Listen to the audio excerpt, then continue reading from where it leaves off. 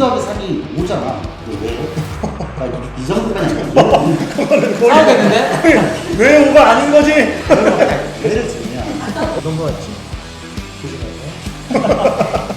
세 번째 주제 넘어간 거죠. 이제 심화 문제인 거죠. 결국은 심화 문제 해결을 하려면 이제 평소에 어떤 노력들을 우리가 좀 해야 되는지에 대해서 좀 얘기를 나누고 싶어요. 잘해야지. 재능이 있어야지. 아니 아니에요? 노력을. 재능도 물론 있죠.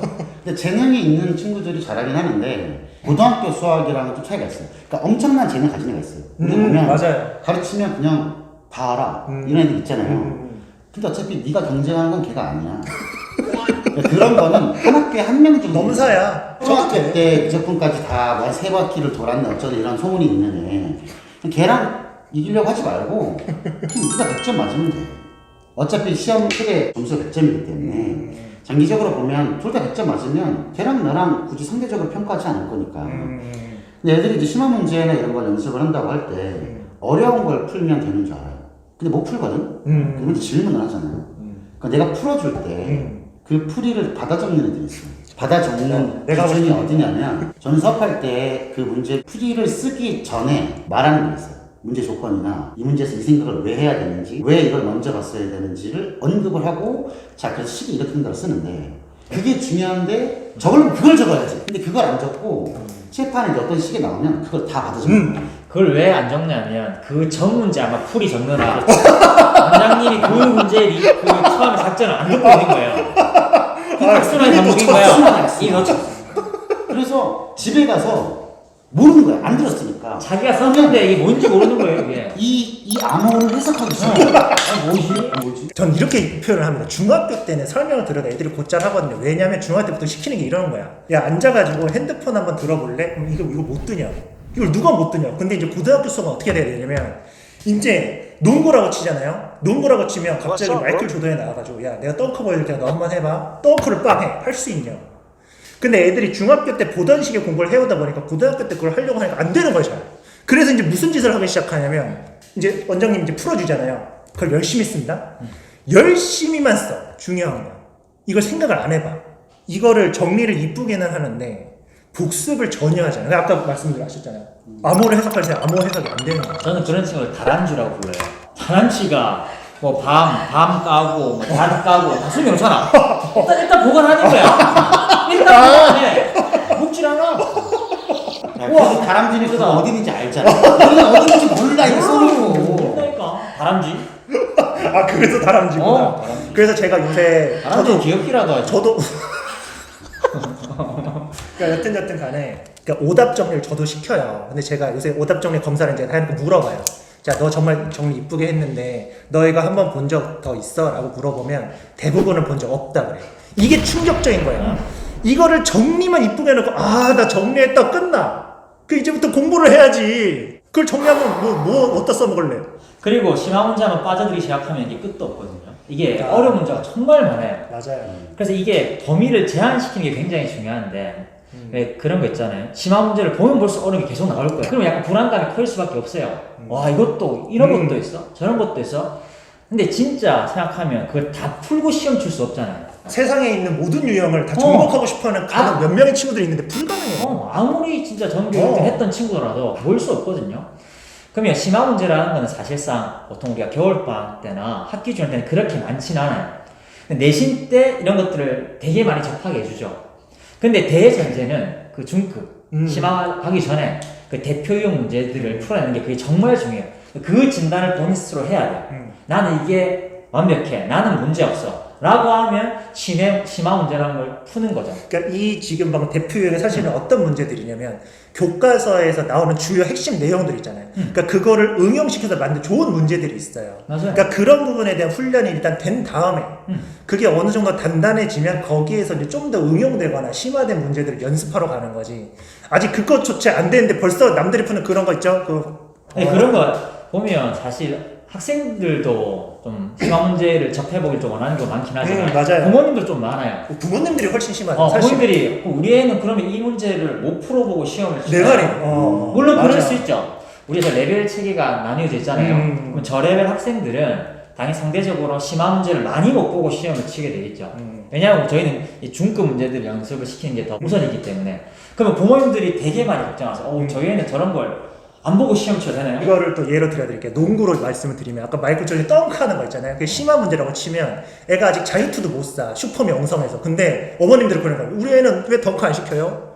덩크를 어떻게 시켜요? 드리블이 안 되는 걸. 그렇잖아요. 그러니까 드리블이 먼저 되고 기본적인 슛이 어느 정도 안정적이면 그 다음부터 이제 조금씩 이제 발전해 나가는 거지. 그리고 진짜 이제. 평소에 중급 문제, 심한 문제를 안 봤다 하더라도 정말 중급 문제를 완벽히 이해하고 푸는 친구들이면 시험 때 기질을 발휘할 수 있어요. 그게 바뀌어도 이해하고 푸는 거죠. 정말 그 문제를 이해하고 본인의 능력으로만 그 문제를 풀어내는 경우가 있죠. 저는 이게 확률은 아니겠지만 많은 심한 문제를 접하고 난 다음에 학교에서 처음 보는 심한 문제를 푸는 정도 하고 반대로 이제 중급 문제만 열심히 공부해서 완벽히 이해한 정도, 친구에게 설명이 가능한 정도, 그 실력 상태로 학교에서 심화를 본 경우가 있겠죠. 나는 후자 쪽이 훨씬 더 심화를 풀 것 같아요. 저도. 참 여기서 중급이라 하면 우리 학원 학생들이니까 얘기해 주는데 내신 마스 다 풀잖아요. 그렇죠. 내신 마스 스텝 1까지를 말하는 거예요. 유지하나 스텝 1. 그 스텝 1이 해가지고 절대로 쉬운 문제가 아니에요. 절대 쉽지 않습니다. 얼마나 좋은 문제가 많은데. 그걸 완벽히 풀려고 노력하는 게 심화 문제를 풀 수 있는 첫 번째 길이다. 저는 그렇게 생각합니다. 각자의 단계에 맞게 심한 문제를 풀어도 되는 사람이 있고 아닌 사람이 있는데 그러면 심한 문제를 풀면 안 되는 사람은 자 지금부터 이제 중급 문제를 풀어가는 영상을 보는 거예요. 왜냐면 심한 문제를 다 풀려고 아까 말씀하신 대로 어머님들의 요청이나 애들도 현재 자기가 해야 될 거에 집중하지 못하고 불안해. 맞아. 이걸 불안해하더라고. 못하니까 자기가. 그런 경우는 심한 문제를 풀면 안 되는 거지. 그럼 이제 그걸 통과한 우리 학원 비주얼 따지면 내신 마스터에 있는 문제들을 다 풀 수 있는 상태가 됐다. 그러면 심한 문제는 알아서 제공이 돼요. 심한 문제를 풀 때 주의사항은 심한 문제 어떻게 풀 거냐. 시험이 임박할수록 심한 문제는 풀면 안 돼요. 맞아요. 심한 문제 이건 진짜 중요한 얘기예요. 이미 그 6월 전에 5월 중순 이미 예전에 했었어야 돼. 심한 문제가 다 끝났어야 되고 실제로 잘하는 친구들 그 전에 풀었던 것들을 반복해서 복습하는 방금 전에 이 얘기했던 대표 의견. 그리고 중요한 거. 이제 쉬운 것들을 틀리지 않으려고 타임어택이라고 해서 시간을 좀 촉박하게 잡아서 푸는 연습을 하는 거지. 심한 문제는 다음 시험 대비해서 준비한다고 치면 기본적인 유형이 다 된 사람들이 단계적으로 앞에 있는 문제를 풀 수 있을 때 심한 문제를 푼다. 주의사항은 생각을 많이 해본 게 좋은데 그럼 도대체 몇 분을 체크하고 생각을 해야 되냐. 이 한 문제를 30분을 고민할 거냐 집에서 1시간을 할 거냐 라고 해서 저는 처음 풀 때는 5분이라고 제한을 했어요. 저도 5분. 어떤 문제도 5분인데 5분이 지나면 물어보면 안 된다. 다시 또 생각을 하는 거예요. 그때 5분이 지나면 어차피 생각 못 해요. 다시 다음 날이나 그때 생각을 해보고 그래도 안 되면 설명을 들을 때 이게 침 설명을 처음에 잘 들어야 된다니까. 보통의 선생님들 저뿐 아니라 다른 선생님들도 수업을 할 때 어떤 문제를 풀어주면 어려운 문제일수록 자세하게 설명을 해주려고 하는데 그 전에 이 길잡이 같이 이 문제에서 뭘 봐야 되고 어떤 방식으로 도입을 한다가 중요해요. 사실을 못 푼 건 덧셈 뺄셈 못하는 아까 실수를 하는 친구들도 있지만 그 문제 포인트라고 그러죠. 이 문제의 핵심 조건을 어떻게 해석해서 어떤 순서로 풀어나갈지를 못하는 건데 그걸 설명할 때는 안 들어. 전에 거 아까 말한 전에 거 적느라고 잠깐 엄마 생각할 수도 있어. 그치 이따 저녁에 엄마 갈비찜 준다고 이런 거 생각할 수도 있지. 그러다가 뭘 적으면 저 식을 적는데 정반대로 적거든요. 그 식은 안 적어도 돼. 그 식은 집에 가서 본인이 해야 될 연산인 거고 그 앞에 해주는 그 주옥 같은 멘트들이죠. 사실 저는 그래서 그런 걸 다 써줘요. 이 뜻은 이런 뜻이었지라고 다 써줘. 걔네들이 그걸 적으니까. 이건 이 뜻이 앞으로 이건 이렇게 해석하는 거야 라고 다 지침을 주죠. 저는 필기 못하게.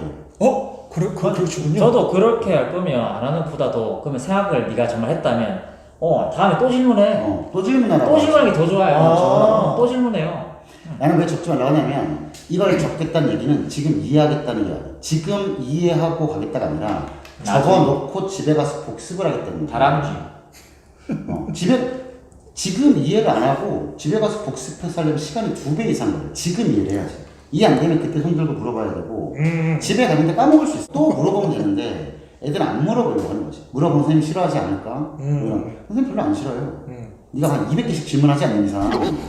이게 선생님과 방식이 좀 다른데 저 같은 경우는 필기하는 걸 별로 추천하지 않고 온전히 그 시간을 이해하고 말로 하라, 대답하라. 대답을 좀 강요하는. 요즘 애들이 이제 마스크 써가지고 보호막 생긴 것처럼 대답 잘 안 하는데 이것들이 나 누가 대답하는지 나 찾는다니까. 누가 말하는 거야? 누가 말하는 건데? 그리고 이상하게 대답하는 다른 애들 안 움직이고 뭐라고 잘 모르겠어.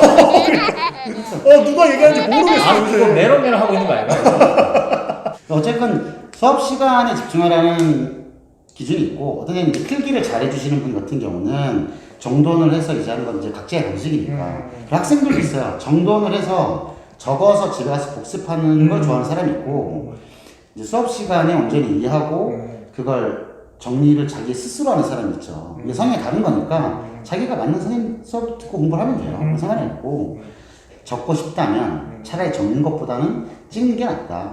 그리고 적어도 메모하는 게 난 좋다. 필기라고 표현하지 않는 게 왜냐면 그 적어야 될 게 사실은 저기서 저 생각을 했어요. 이렇게 생각을 메모하는 정도로 그거를 식을 다 적어가는 행위는 지가 집에 가서 계산 안 하겠다는 거예요. 그래서 이제 저는 필기를 시키는 스타일이니까 저는 어떻게 필기를 하라고 하냐면 똑같이 쓰는 건 중급 그냥 정말 그냥 필판에 있는 그대로 쓰는 거. 저기 써져 있는 것도 안 되는 애들은 하급인데 최상위급은 뭐냐면 저기에서 내가 필요한 것만 말 그대로 메모하는 이런 식의 중요한 포인트들이 있거든요. 그러니까 그런 식으로 메모를 해서 나중에 집에 가서 다시 한번 풀어보는 거죠. 그 연습 해야 돼. 왜냐하면 고2 되고 고3 되면 사이즈가 되게 큰 문제가 길어지죠. 엄청 풀이가. 길어져요. 다 쓸 수 없어요.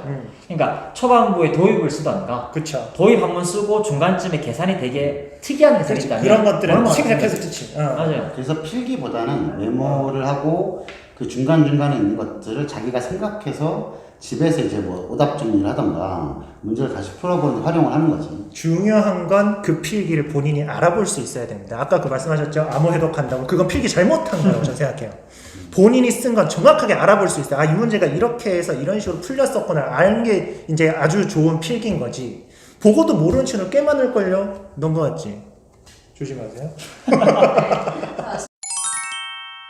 그 시험 문제를 푸는 건 일단 기본 베이스가 다 돼 있는 상태. 어느 정도 실력이 올라가 있는 학생들이 시험 문제를 푸는데 당연히 문제가 어려운 걸 인식을 해야 돼요. 어려우니까 고민을 많이 해야 돼. 그러니까 문제의 조건을 보고 어떤 행동 방식들이 여러 가지가 있는데 그것들을 본인이 생각을 오래 해봄으로써 경험을 통해서 얻어지는 거예요. 확장돼 나가고. 그러니까 조급해하면 안 되고 질문을 최대한 천천히 하려고 해요.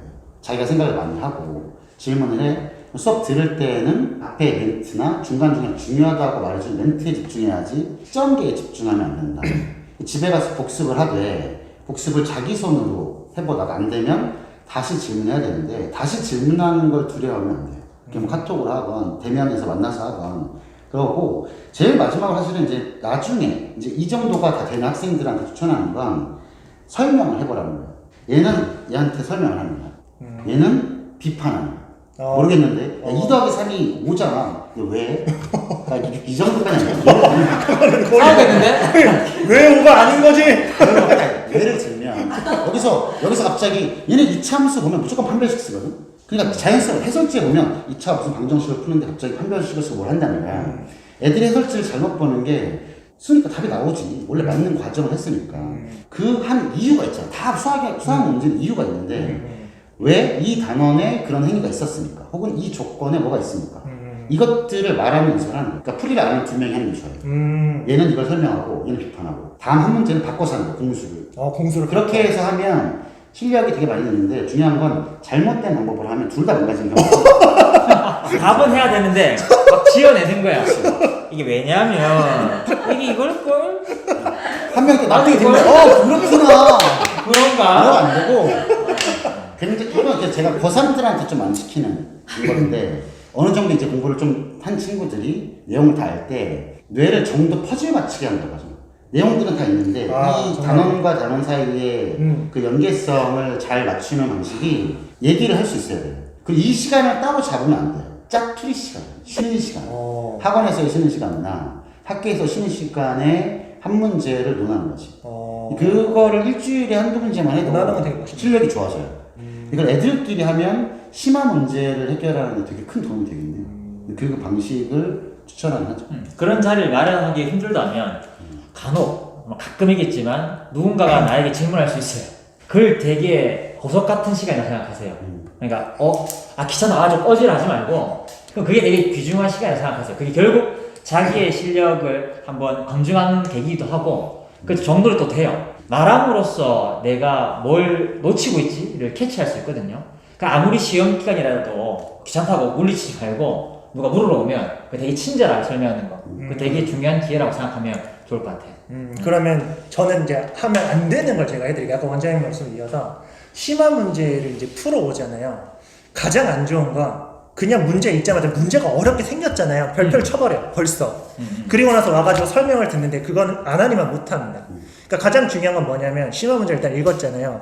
자기가 어디까지 갈 수 있는지 도전을 해보셔야 돼요. 그래서 그 흐름을 가다 보면 분명히 막히는 구간이 있거든요. 그치. 거기까지 해서 고민을 막 해. 잘 안 뚫리거든. 그럼 왜 안 뚫렸는지 그 물음을 가진 때 책상에 앉아서 질문을 그때 하는 거예요. 그럼 여기까지 그 포인트가 올 때까지 다 선생님 온다고. 거기서부터 이해가 되면 그때부터 깨닫는 거예요. 그러니까 고민 없이 이 심화 문제를 잘하고 싶다? 그거 절대 불가능합니다. 네. 이게 되게 중요해요. 그렇게 질문하는 게 있어요. 이거 몰라요. 맞아. 그러면 나도 그걸 나도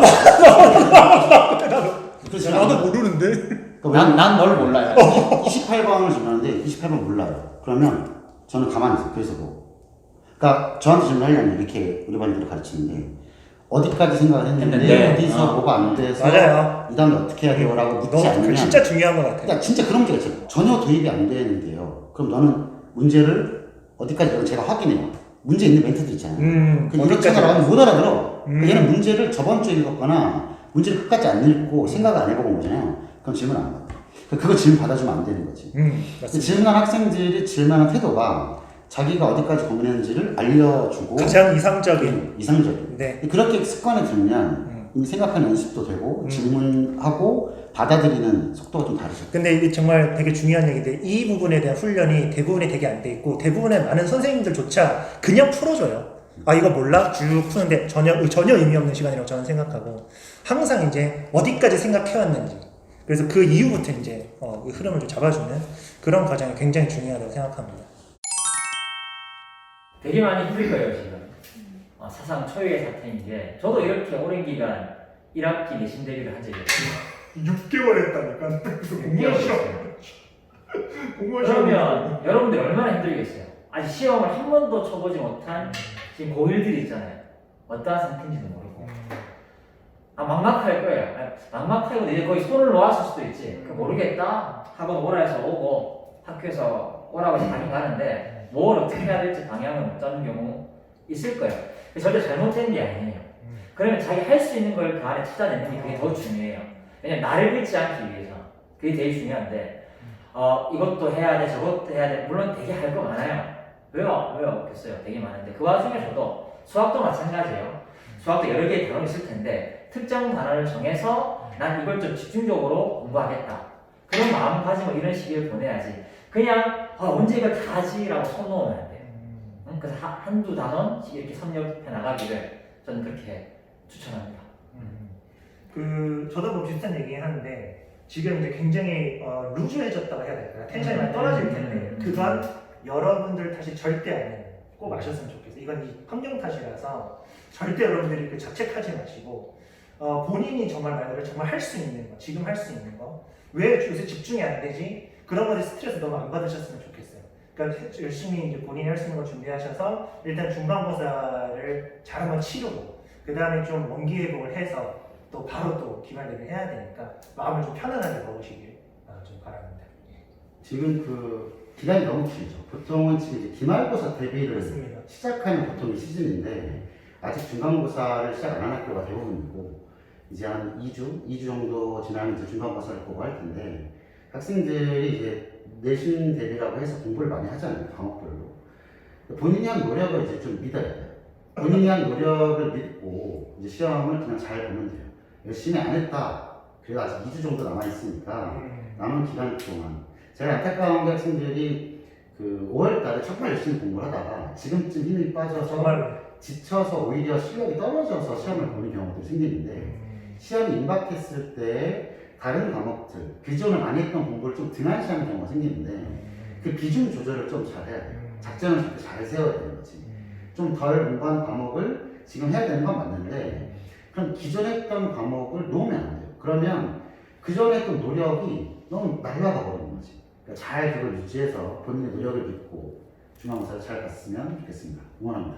힘내라, 깁생!